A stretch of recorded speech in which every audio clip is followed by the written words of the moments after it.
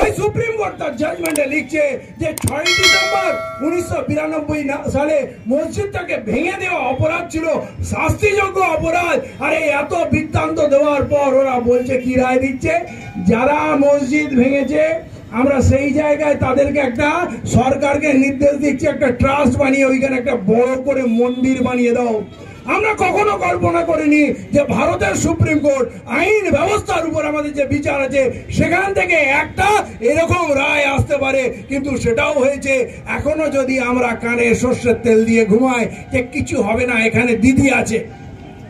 পশ্চিমবাংলার মুখ্যমন্ত্রী রাজ্যের বিভিন্ন জায়গায় বড় বড় এনআরসি বিরোধী সভা করছেন, এলাকা এলাকার ব্যানার ঝুলিয়ে দিচ্ছেন এবং কি বলছেন। আমার ভাই অনির্বাণ তলাপাত্র বিস্তারিত বলেছে, আমি তার যে কেন্দ্রবিন্দু আপনাকে নিয়ে যেতে যাচ্ছি। তথ্য অনেক শুনলেন, তথ্য শুনলে হবে না, সিদ্ধান্ত নিতে হবে। আর যদি জীবন আর মৃত্যুর মাঝখানে আপনি দাঁড়িয়ে থাকেন যে আপনার কাছে দুটো অপশন আছে, দুটো রাস্তা, হয় মরো আর একদিকে মৃত্যু আর একদিকে জীবন, তখন আপনি কি করবেন? তখন আপনাকে লড়াই করতে হবে। তখন দাঁড়িয়ে তামাশা দেখলে হবে না, ভয় পালিয়ে গেলে হবে না। পালালে অনেক বেশি মার খাবেন, আর ঘুরে পাল্টা মার দিলে লড়াই করলে অন্তত কিছুটা কম মার খাবেন। আমরা সেই জায়গায় দাঁড়িয়ে আছি, বোঝার চেষ্টা করুন। কাউকে বিশ্বাস করবেন না, কোন রাজনৈতিক দলকে না, কোন দাদাকে না, কোন দিদিকে না, সবার চরিত্র দেখা হয়ে গেছে।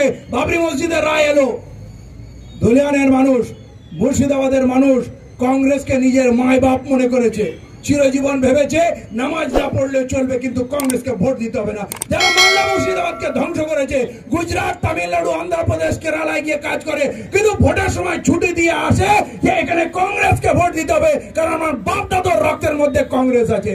সেই কংগ্রেসের রাজের চিত্র কি হলো? আরে মোদি তো চায় মন্দির করবে, হিন্দু রাষ্ট্র করবে, কংগ্রেস বলছে আমরাও তো চাই ওখানে মন্দির হোক, বলো কবে কি লাগবে, সিমেন্ট বালু যা লাগবে আমরা দেবো। এই কংগ্রেসের জন্য আপনারা মরতে চান না তো চোখটা খুলুন।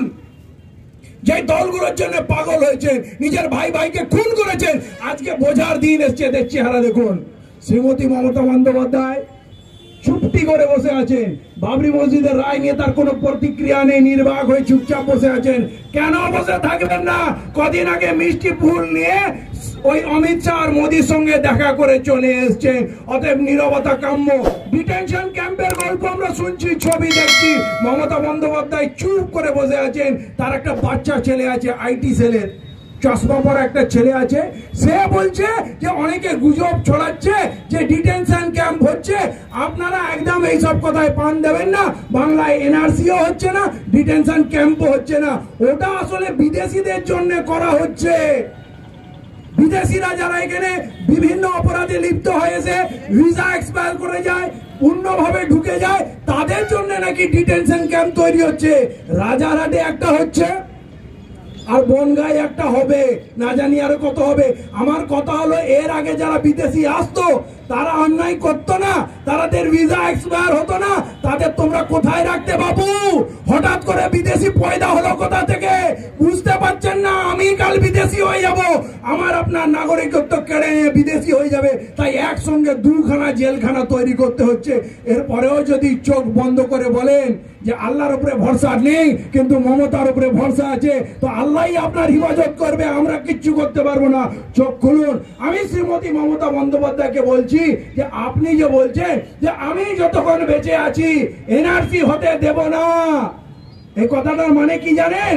এই কথাটার মানে হবে যে এনআরসি আর হচ্ছেই না, এনআরসি হবে না, তাই উনি বলছেন এনআরসি হতে দেব না। কিন্তু যেটা হচ্ছে সেইটার ব্যাপারে আপনি স্পষ্ট করুন। আরে আমরা তো বিধানসভায় বিমান বন্দ্যোপাধ্যায়কে প্রস্তাব দিয়েছিলাম, লিখিত প্রস্তাব, যে বিধানসভায় প্রত্যেকটা দলকে জিজ্ঞেস করুন তারা এনআরসি চায় কি চায় না। রেজুলেশন পাস করে কেন্দ্রকে জানানো হোক যে এনআরসি বাংলার মানুষ চায় না, বাংলা থেকে বাঙালি কাঁদন হবে এমন কোন দল আছে বলুক। তখন ওই পার বিধানসভায়, রাজ্যের বিধানসভায় কিন্তু বিজেপি ছাড়া প্রত্যেকটা দল বলেছে বাংলা এনআরসির প্রয়োজন নেই, এনআরসি হবে না, এনআরসি করতে দেবো না। তাহলে এনআরসি করতে দেব না বললেই হবে? এনআরসিটাকে তো রুখতে হবে। উনি কি মুখ্যমন্ত্রী কি জানেন না যে 2003 সালের আইন বলে অলরেডি নোটিফিকেশন জারি হয়েছে 31 জুলাই, এবং সেই নোটিফিকেশন কপি আমরা যে বইটা 10 টাকায় আপনার বিনিময়ে দিচ্ছি তার লাস্ট পেজে সেই নোটিফিকেশনটা দেওয়া আছে। এই তথ্যটা সবাই গোপন করে বসে আছে কেন? কংগ্রেস কেন এই নোটিফিকেশনের কথা বলছে না? সিপিএম কেন বলছে না? তৃণমূল কেন বলছে না? মুখ্যমন্ত্রী কেন বলছে না? 31 জুলাই হোম মিনিস্ট্রির ওয়েবসাইটে ওই নোটিশ জারি করা হয়েছে যে আসাম বাদ দিয়ে, আসামে এনআরসি হয়েছে, এনআরসি আর ভারতবর্ষে কোথাও হবে না, নাম পাল্টে এবারে এনআরআইসি হবে পুরো ভারতবর্ষে, আসাম বাদ দিয়ে। এনআরসি আর এনআরআইসিটা না একই রকম, বরঞ্চ এনআরসি থেকে এনআরআইসিটা আরো ভয়ঙ্কর। এনআরসিতে কি ছিল? হিন্দু মুসলমান গরিব বড় লোক সবাইকে কাগজপত্র নিয়ে সরকারের দপ্তরে যেতে হয়েছিল। তুমি ভারতীয় কিনা 14 খানা কাগজ তোমার কাছে আছে কিনা দেখাও। এই 14টা কাগজের মধ্যে কি কি আছে দেখাও। সকলের জন্য সমান ছিল, এবং সেখানে বলা হয়েছিল 1971 24 মার্চের আগে যারা প্রমাণ করতে পারবে তোমার অবস্থান, তাহলে তোমাদেরকে ভারতীয় মানা হবে, আর না হলে তোমার নাগরিকত্বর তালিকা থেকে বাদ পড়বে। তাহলে এইটা যদি হয় তাহলে এর পরিণামে আজকে কত 19,06,657 জনের জীবন তছনছ হয়ে গেল। আপনি বলুন শ্রীমতী মমতা বন্দ্যোপাধ্যায় 2003 সালের আইনটা যখন তৈরি হয়েছিল, যাতে প্রথমে অনুপ্রবেশকারী চিহ্নিতকরণের কথা বলেছিল, যাতে বলেছিল নাগরিকদের চিহ্নিত করে আই কার্ড দিতে হবে, আর যারা নাগরিক নয় তাদেরও চিহ্নিত করে তাদের বিদেশে পাঠাতে হবে। কিন্তু বিদেশে কোথায় পাঠাবে?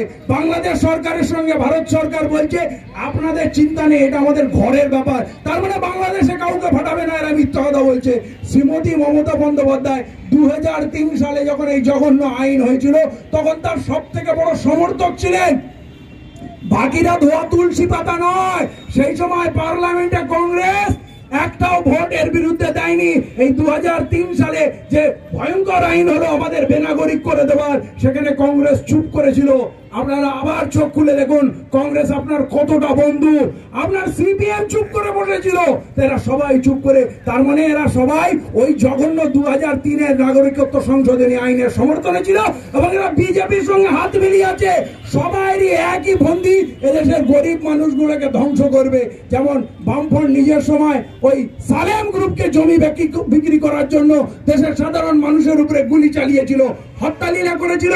কাটরা মসজিদে এই বামফ্রন্ট সরকারি গুলি চালিয়েছিল, না জানি আরো কত ঘটনা এখানে ঘটেছে। তো চরিত্র সকলের এক, আর চোখ খুলে দেখার সময় এসছে।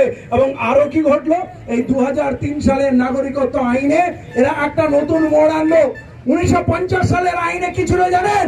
ভারতে যারা জন্মাবে তারা ভারতীয়, এবং একটা যদি উড়োজাহাজ আকাশ দিয়ে যায় এবং সেটা যদি ভারতের আকাশে থাকে, সেখানে প্লেনের মধ্যে যদি কোনো বাচ্চা জন্মায় তাহলে সেও ভারতীয়। তাহলে ভারতীয় হওয়াটা কত সহজ ছিল। 1987 সালে 1983 সালে নেলি হত্যাকাণ্ড হলো, 3000-এর উপরে মুসলমানকে 5 ঘন্টার মধ্যে কেটে ফেলা হলো।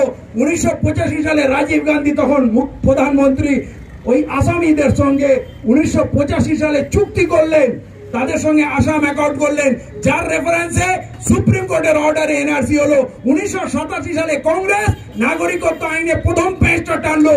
সেটা কি বললো? না শুধু জন্মালেই ভারতীয় হবে না, কি লাগবে? বাপ মায়ের মধ্যে একজন অন্তত ভারতীয় নাগরিক হতে হবে, তাহলে তুমি নাগরিকত্ব পাবে।